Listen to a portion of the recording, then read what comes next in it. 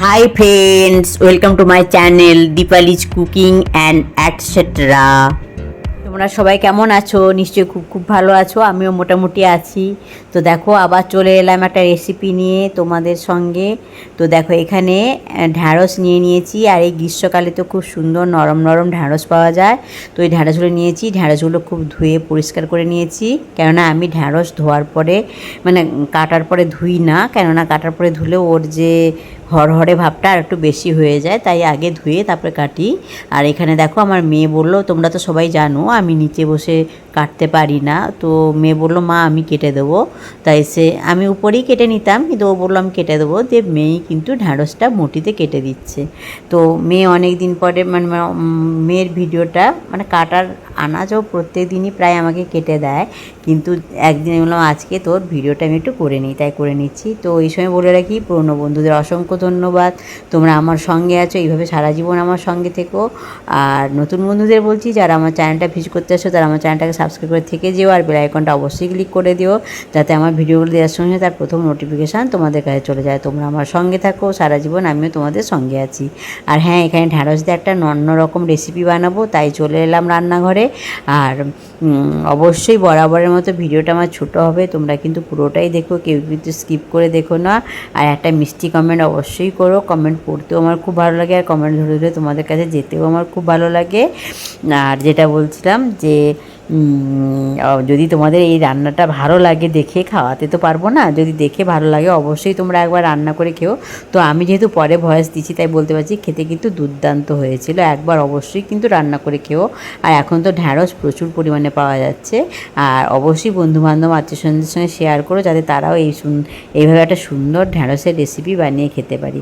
তো চলো আমি এবারে রেসিপিতে চলে যাচ্ছি, তোমরা আমার সঙ্গে থাকো। তো দেখো এখানে আমি কাঁচা লঙ্কা, রসুন আর আদা এখানে বেটে নিয়েছি, সেটা তোমাদের দেখাতে ভুলে গেছি, তাই গোটা গোটায় দেখে দিলাম। আর পেঁয়াজ, রসুন, আদা, পেঁয়াজ আর কাঁচা লঙ্কা, আর এখন দিয়ে দিচ্ছি এতে একটা টমেটো দিয়ে দিলাম। দিয়ে এটাকে আর কি দিচ্ছি দেখো, গুঁড়ো মশলাগুলো এখানে আমি দিয়ে দেবো। এখানে দিয়ে দিচ্ছি লঙ্কার গুঁড়ো, তারপরে দিয়ে দিচ্ছি জিরের গুঁড়ো,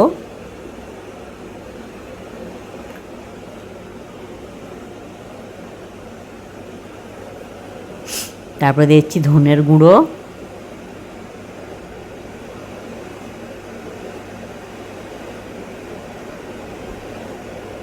তো এবার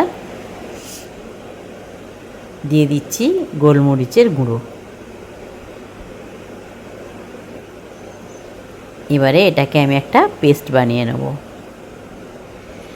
তো দেখো এদিকে ঢ্যাঁড়সগুলো আমি নিয়ে নিয়েছি একটা বাটিতে, আর ওই যে পেস্টটা বানিয়েছিলাম সেই পেস্টটাও কিন্তু আমি এতে দিয়ে দিলাম।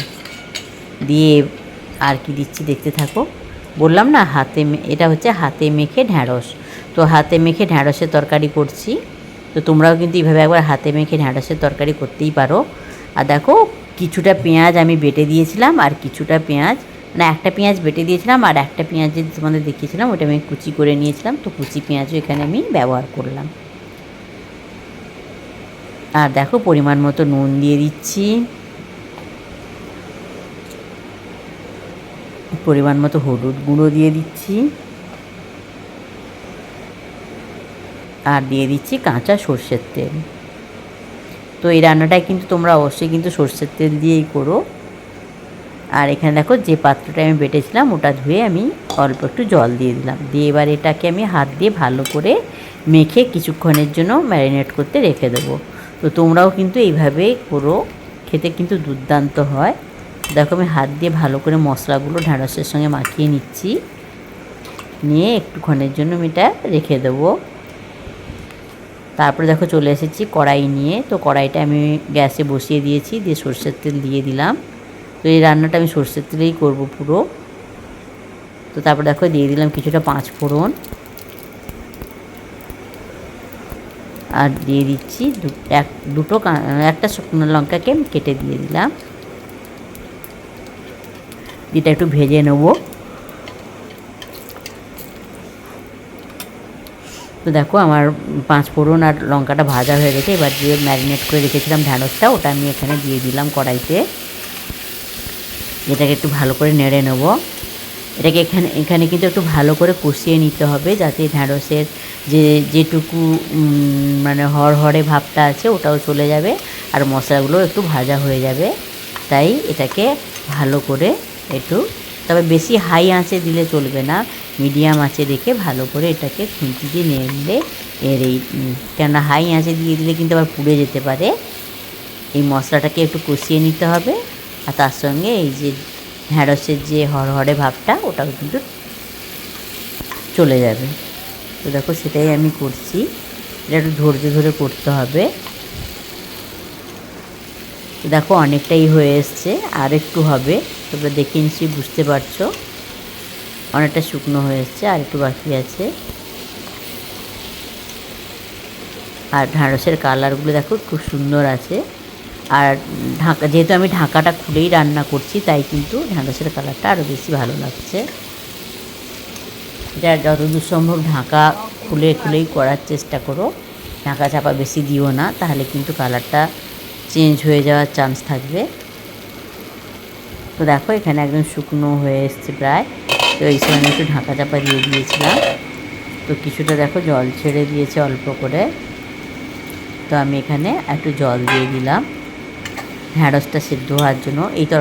এই তরকারিটা কিন্তু একদম গায়ে মাখা হবে, একটুও জুস থাকবে না, তাই অল্প করে একটু জল দিয়ে দিলাম, কেননা ঢ্যাঁড়সগুলো সেদ্ধ হয়নি, দেখে নিয়েছি। দিয়ে আবার একটু ঢাকা চাপা দিয়ে দিলাম। তো দেখো এবার আমি দেখে নিচ্ছি ঢ্যাঁড়সগুলো, একটু উল্টে পাল্টে দিয়ে দিচ্ছি, আর দেখে নিচ্ছি যে ঢ্যাঁড়সগুলো সেদ্ধ হয়েছে কিনা। দেখো ঢ্যাঁড়সটা আমার সেদ্ধ হয়ে গেছে, তোমরা দেখতেই পেলে। তা রান্নাটা আর বেশিক্ষণ সময় যাবে না, এবার রান্নাটা কিন্তু আমার কমপ্লিট হয়ে যাবে। তো দেখো এই সময় আমি একটু হালকা গরম মশলা এতে অ্যাড করে দিলাম অল্প করে, আর দিয়ে দিচ্ছি একটু লেবুর রস অল্প করে।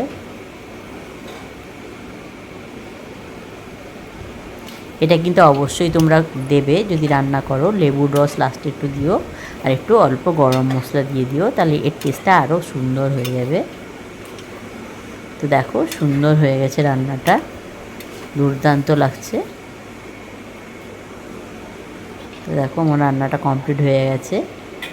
এবার তোমাদের যেমন আমি পাশ থেকে দেখাই রান্নাটা, সেটাই আমি দেখিয়ে দেবো। তো তার আগে একটুখানি অল্প চিনি দিয়ে দেবো। তোমরা তো জানোই আমি সব তরকারিতে একটু চিনি দিই, তারপরে এতে তো টক ঝাল সবই পড়েছে, তাই একটু মিষ্টিটা চিনিটা দিলে কিন্তু এর টেস্টটা একদম অনেক গুণ বেড়ে যাবে। তো দেখো চিনিটা দিয়ে আমি ভালো করে একটু নেড়ে পুরোটার মধ্যে মিশিয়ে দিলাম।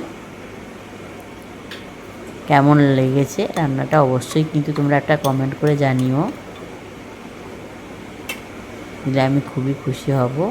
আর যারা এতদূর অবধি দেখেছো তারা যদি লাইক দিতে ভুলে গিয়ে থাকো, লাইক দিয়ে দেখা কন্টিনিউ করো। দেখো এই পাশ থেকে দিয়ে দিলাম, যেমন সুন্দর হয়েছিল না দেখতে রান্নাটা, খেতেও কিন্তু হয়েছিল দুর্দান্ত। এই একটা তরকারি দিয়েই কিন্তু তোমাদের সব ভাত খাওয়া হয়ে যাবে। তো চলো এবার ওদেরকে আমি বন্ধুরা, এই যে আমি ঢ্যাঁড়সের যে হাতে মাখা ঢ্যাঁড়সের রেসিপিটা করলাম ওটা ওদেরকে খেতে দিয়ে দিয়েছি। তো ওরা বলবে কেমন হয়েছে খেয়ে। ভালো হয়েছে, ভালো হয়েছে।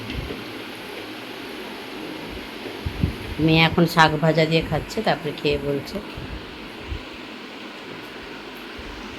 দেখো বন্ধুরা এই যে মেয়েও খেয়ে বলে দিবে কী কীরকম হয়েছে।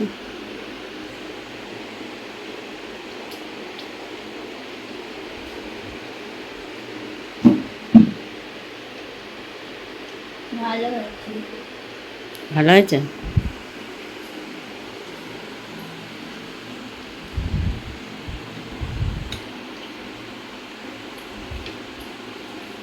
বন্ধুরা দেখলে ওই যে আমি হাতে মাখা ঢ্যাঁড়সের তরকারিটা করলাম, ওটা তোমাদের দাদাভাই আর মেয়ে খেয়ে বলে দিল খুবই ভালো হয়েছে, সত্যি খুব দারুণ হয়েছিল। কেননা আমিও পরে ভয়েস দিচ্ছি, তোমরা কিন্তু অবশ্যই একবার এই গ্রীষ্মে এরকম একবার ঢ্যাঁড়স মাখা বানিয়ে খেও, সত্যিই খুব ভালো লাগে। সবাই খুব খুব খুব ভালো থেকো, সুস্থ থেকো, সাবধানে থেকো, আর আমার সঙ্গে থেকো। আমি সবসময় তোমাদের সঙ্গে আছি। Good afternoon, by.